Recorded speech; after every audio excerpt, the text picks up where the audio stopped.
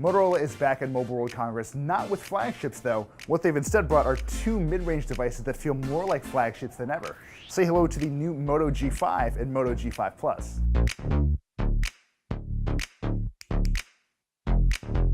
The more interesting of the two is the Moto G5 Plus, not just because it's a bigger, more powerful version of the device, but it's the only one we're going to get in the United States. This will be available unlocked. It'll be compatible with all carriers, but yeah, this is really all you're getting if you want a good, cheap Motorola device in the United States. It does have a Qualcomm Snapdragon 625 chipset, which is one of my favorite mid-range chips, and in my really short time using this device, it does feel really fast. Beyond the really solid performance we get out of the G5 Plus, it does have a pretty decent battery as well. It is a 3000 milliamp hour cell. It is also compatible with the 15-watt turbo power adapter, which will give you about 6 hours of juice for about 15 minutes worth of charging. You do also get Moto's traditional Moto actions, so giving it the old double crank launches the camera, and the karate chop gives you the flashlight. But there is something new to the mix, and it has to do with this guy right here, the new fingerprint sensor.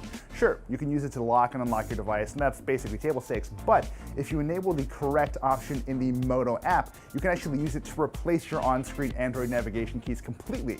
It is a really nice alternative to having your traditional on-screen keys, if only because it gives your 5.2-inch 1080p display just a little more room to breathe. Your applications take up a little more space. In general, it just feels a little nicer.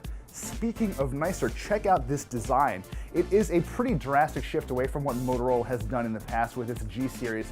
You remember those really bright colors and swappable plates. Very fun, very customizable. This is a more subtle, more premium looking Moto device, and the early reaction is mixed, to say the least. I actually really like it. It's very curved, it's curvaceous and comfortable. You do also have a pretty pronounced camera hump.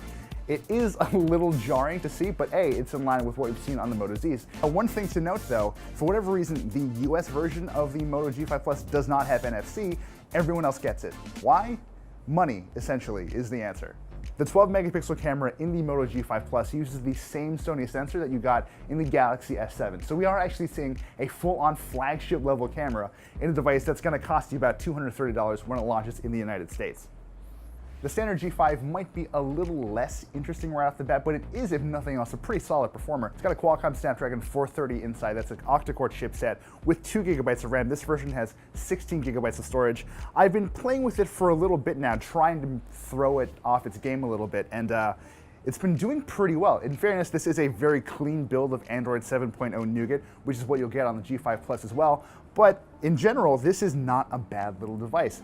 It will cost you less than G5 Plus as well. This will retail for about 199 euros when it does launch. We know it's coming to Canada, Latin America, parts of Asia, and parts of Europe, but beyond that, we don't know if and when this is coming to the US at all. My money is on it never really showing up. So these are two very different Moto Gs than what we've seen in the past, but it does feel like it's very much in line with Motorola's priorities. They're trying to craft premium devices for everybody.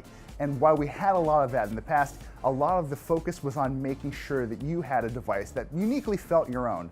You do lose some of that with these new G devices, and maybe that is a loss for you, but I feel like the trade-offs and I think the lovely design kind of make up for it. There'll be plenty more news coming out of Mobile World Congress, so stay with us for a whole lot more.